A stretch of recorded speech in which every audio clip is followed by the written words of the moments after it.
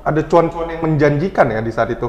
Maksudnya lu berpikir kalau ini diseriusin dengan ada konsep tertentu, Ya, ini bisa menghasilkan. keuntungan pasti ada, tapi main ikan itu tidak segampang orang kadang mikir, wah main ikan itu.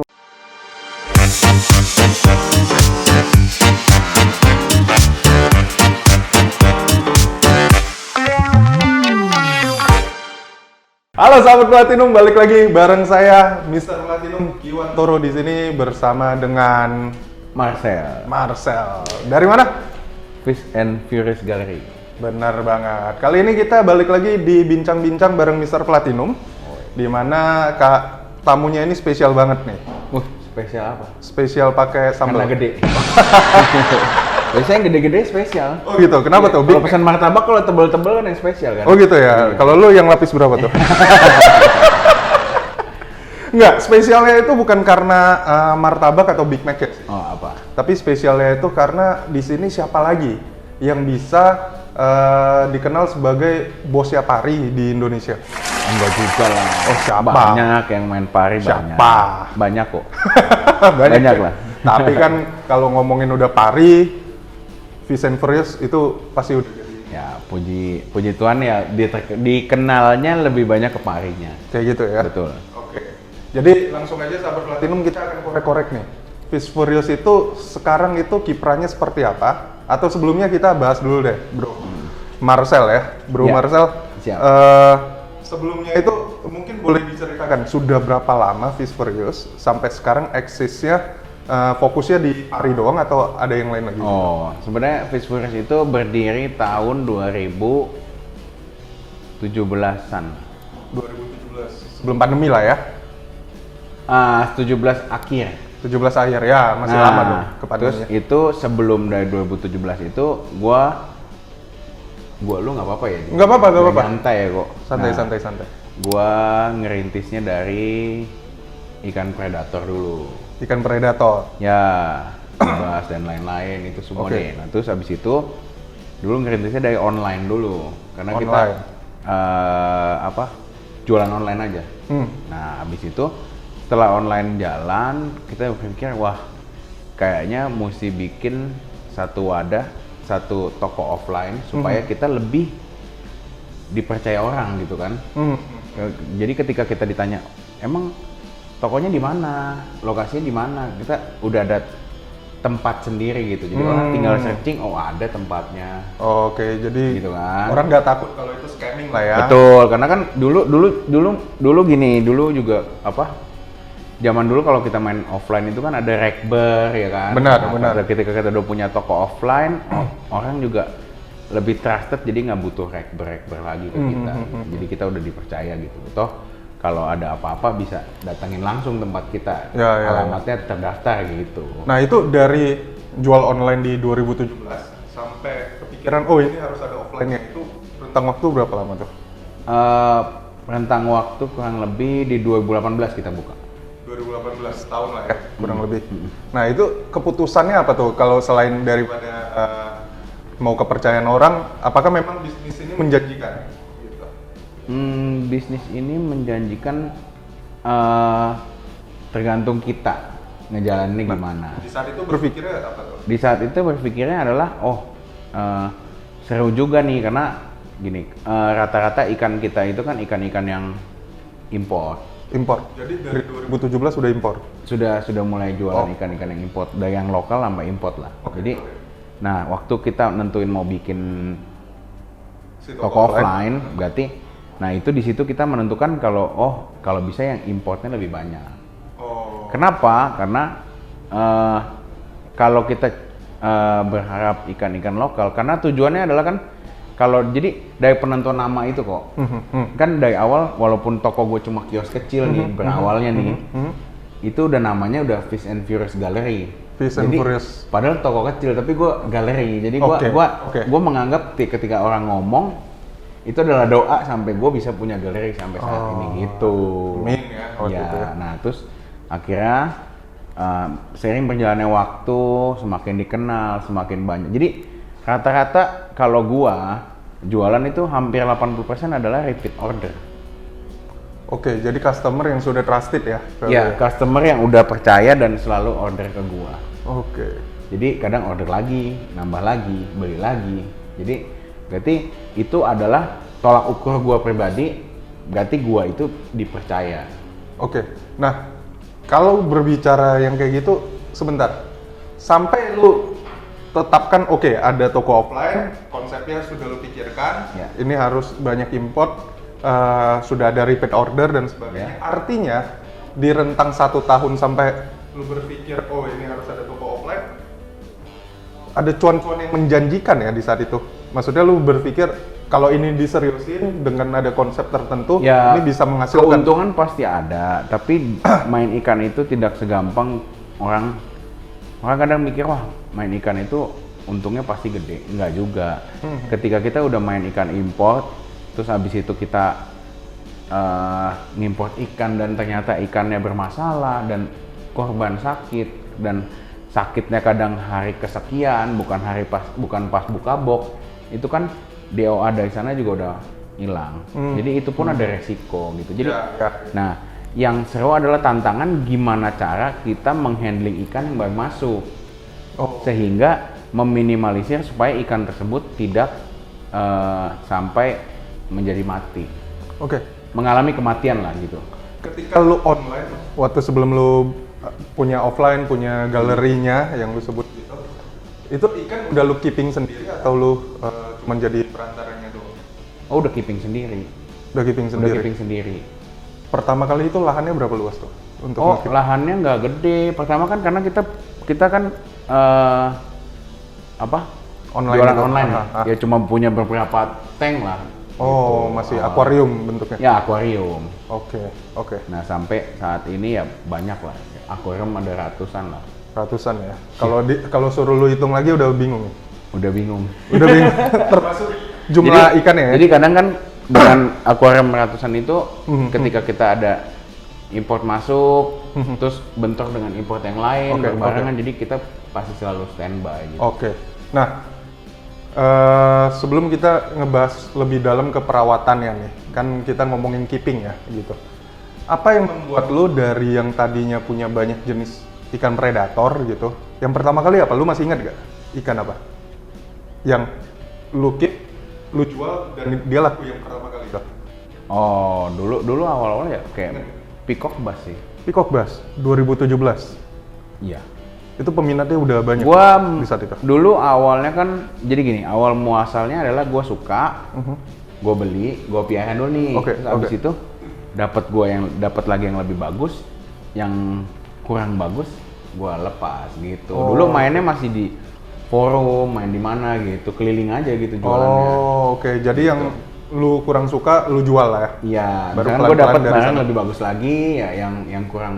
Yang Dulu standarnya begitu tadinya bagus, berawalnya, dulu begitu berawalnya. Jadi karena berawalnya dari hobi kan, Oke, hobi. oke. Terus gue misalkan beli pibas nih, oh jenis apa, Orinoco. Nah, terus kayaknya Orinoco gue kebanyakan yang kurang yang menurut padahal udah menurut gue Ya. kebeli kan bagus. Udah Terus bagus. Tapi dapat lagi lebih bagus banget. Lebih gitu. bagus.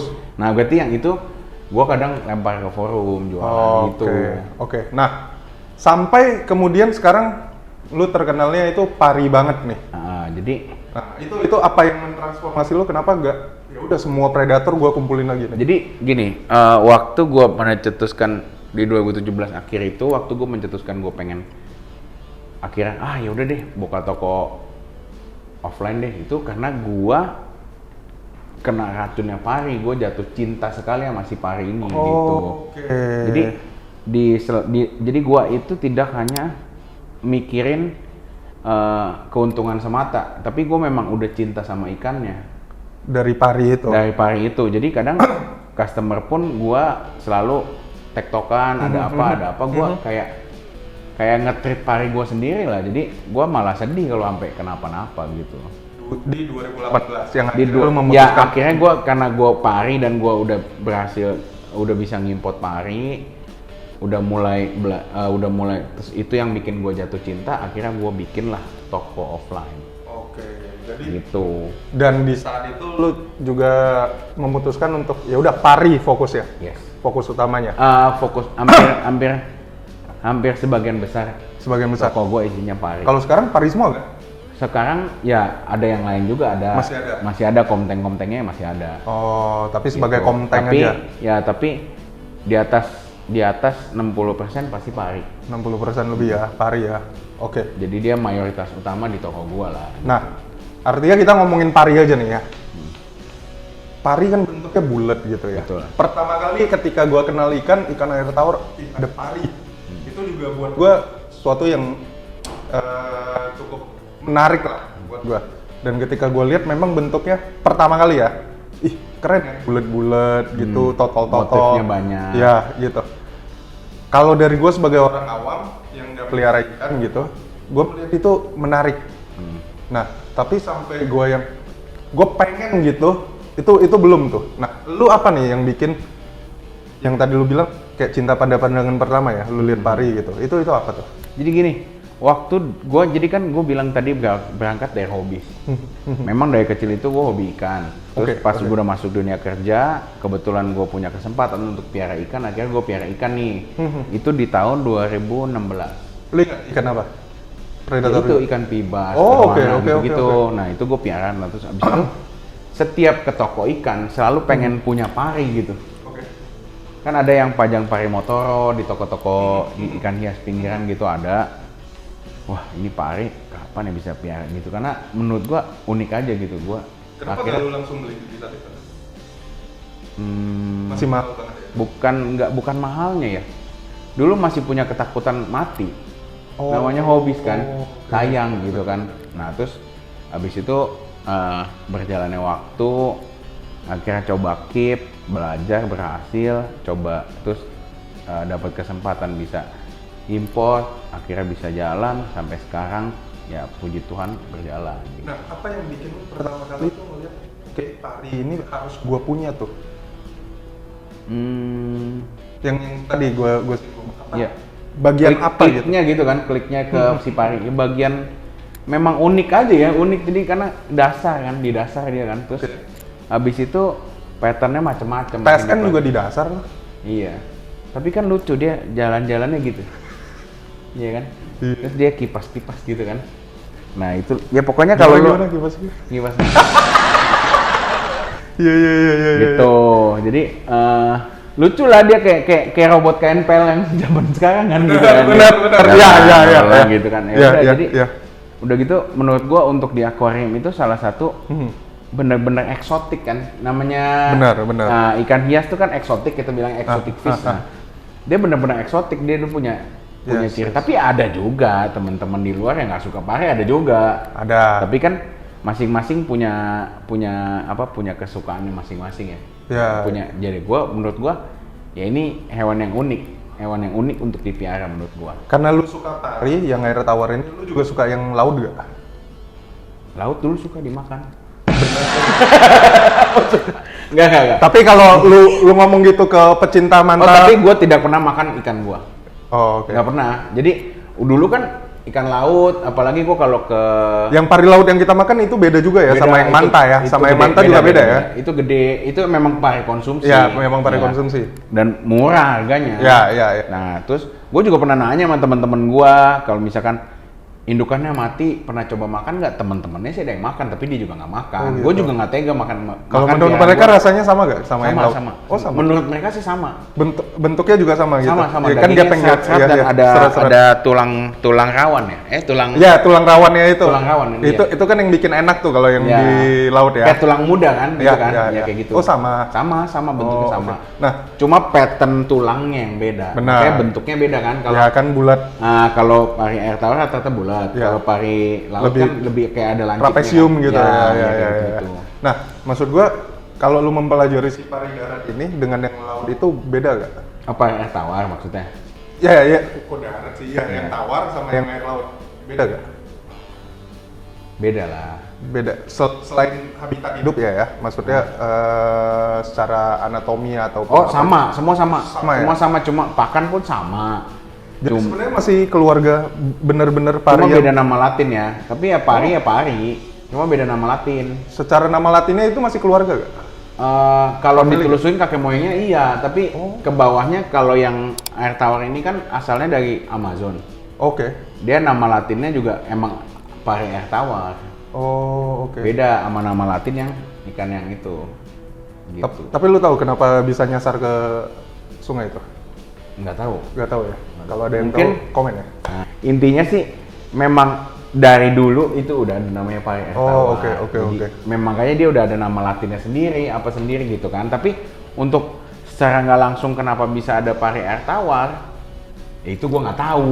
Cuman yang lu pahami itu asal muasalnya Iya, dari si sama- Amazon itu ya? Sama halnya kayak gini dah. Sama halnya kayak gini. Kenapa Super Red itu cuma ada di Kalimantan? Benar. Gitu loh. Kenapa tuh? Iya kan? Bener kan? Iya, Kayak iya, gitu. iya, Kayak iya, gitulah. iya, Jadi iya. itu nggak tahu, tapi memang basicnya memang habitat alaminya adalah di Amazon. Gitu. Ini sama juga misalnya kayak ada kakap yang laut sama ada yang di Betul. danau gitu betul, kan. Iya, betul. iya. Kayak gitu. Oke. Jadi setelah gue jatuh cinta, gue suka, gue seriusin lah punya toko. Oke, nah Nggak gampang punya toko kok. benar. Iya. Jangankan punya toko. Kita kalau ngomong keeping nih, Nah, orang-orang tuh selalu ngomong pelihara ikan kan pelihara air ya gitu ya. Nah sebelum pelihara airnya lu juga harus tahu ikan apa yang lu mau pelihara juga nih. betul. Kalau mereka selalu ngomong kalau lu gak pernah pelihara ikan, lu pelihara dari yang gampang. Misalnya mungkin yang lebih gampang ya, bukan pasti gampang gitu. Misalnya ke koki dulu, ke yang kecil-kecil dulu kayak mungkin ke lohan lah, Cupang. ke cupang gitu. Nah, lu langsung ke predator dan ujung-ujungnya ke pari. Oh jadi enggak. Kenapa tuh? Jadi gini. SD itu gue udah lewatin ternak cupang. Oh, SD oke. itu gue udah. Itu beneran ternak atau lu kayak gua beli di Oh enggak, gue bener jajanan ternak, gitu? bener Oh, ternak. Gue udah pijah, maksudnya. Dan gue jualan, gue bayar uang sekolah dari uang cupang. Oh, oke. SD, SMP itu gue lohan. Ya, Gue main lohan. Gue SMP ya. lu SMP tahun berapa lu? SMP tahun 2000. Lu kelahiran tahun? SMP 2002 sampai 2004 kali ya kok. Oh, gua masih SD. Lu panggil gua Koko lagi. Oh iya. Ya udah, nggak apa-apa. Teman-teman bisa nilai lah tuan mana. Pasti dia dong. Nah jadi Eh, jadi memang basicnya gue udah suka ikan. Jadi pada saat gua punya udah kan dunia kuliah, dunia yang dan penuh- itu elu ya, bukan orang tua ya? bukan. Elu ya? Oke. Iya, gua nah terus dan waktu gua kuliah itu pasti kan nggak kepikiran ngurusin ikan kan. Benar, ngurusin kuliah hidup itu aja. dunia yang paling bebas. Ya. Ya kan kalau gue disuruh milih lu mau balik ke tahun kapan, gue milih tahun pas kuliah karena itu freedomnya ada di situ. Kita mau bahas freedomnya apa nih? Nah terus abis itu pas udah masuk dunia kerja akhirnya gue melihat, lagi musim nih ikan predator nih seru karena punya tingkat keseruan, ngasih makannya seru gitu kan. Di 2017 itu udah musim ya? Udah dari sebelumnya juga udah musim. Oke. Cuma belum kayak sekarang. Makin kesini kan makin banyak Benar. banyak komunitas, makin banyak penghobinya juga kan. Oke. Nah, terus ya udah kayaknya seru juga predator karena pas masih makan seru gitu. Iya, Terus gue juga suka sama arwana kan. Ya udah bisa dikomteng sama arwana gitu awalnya kok. Oh. Baru deh ya pokoknya kayaknya itu kalau gua selalu melihat ya dalam hidup gua selalu kayak ada tuntunannya dari Tuhan gitu. Jadi udah jalannya gitu, udah kayak dimulusin aja gitu kok. Kayak ada mulusnya aja gitu. Walaupun kalau dibilang ada sedih ya sedih juga pernah, rugi ya pernah, rugi banyak juga pernah. Jadi di ikan itu nggak semua hal untung. Buktinya gua belum punya apa-apa. Masa? Ya maksudnya Ratusan tank di... ya punya akuarium itu Ya, beli ya. second kok. Nah terus Juga. jadi apa ya kayak udah dituntun jalannya sampai ya memang udah disuruh sama ya udah lu ini deh. Nah sampai akhirnya gue pelajarin persis detailnya gimana si pari ini, gimana sakitnya apa segala gitulah. Gue nggak bilang gue itu paling hebat karena basicnya kita piara hewan itu kita nggak bisa ngomong sama hewannya dia sakit apa, Benar. kenapa, Dia ya juga kan? nggak bisa ngeluh. Betul. Nah jadi kita yang lihat dari perilaku, ngeliat dari tingkah laku, ngeliat dari kondisi badan, Oke. nah kayak gitu-gitu. Nah kita pelajarin satu persatu.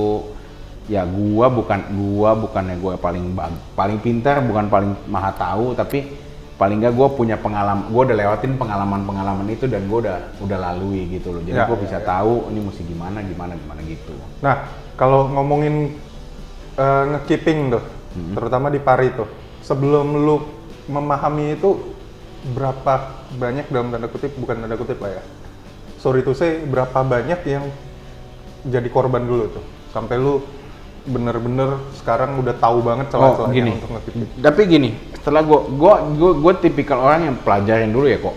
Oh, oke. Jadi lu bukan take action, habis itu sambil belajar? Enggak. Gue pelajarin basicnya dulu, habis itu baru gue action. Oke.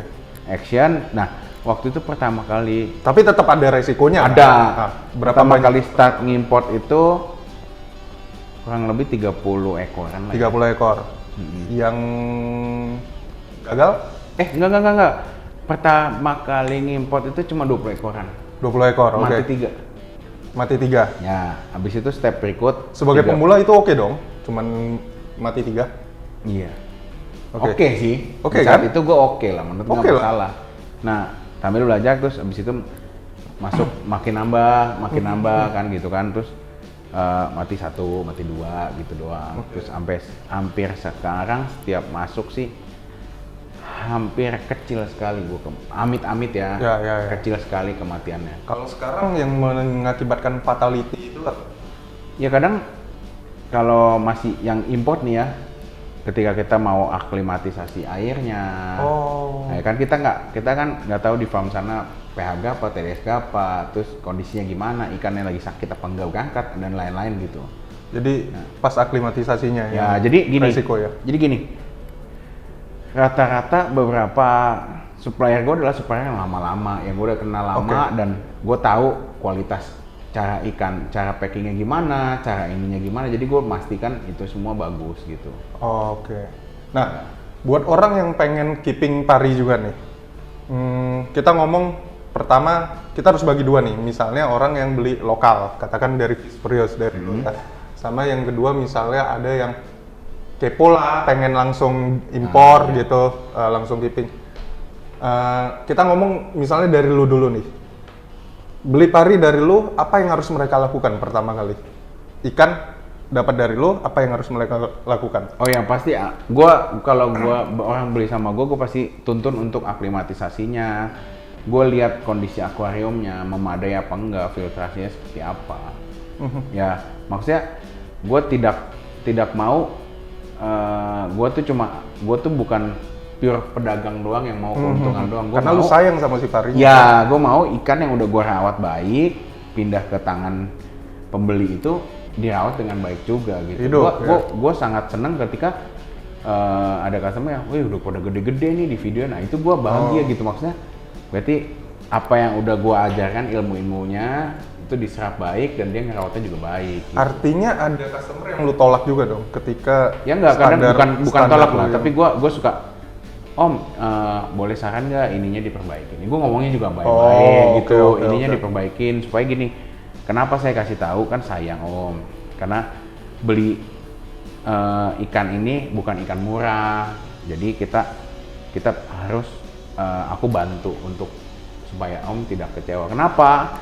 Kebanyakan orang starting itu dari ikan yang murah, bener ya, ikan yang murah. Basicnya dia belum ngerti.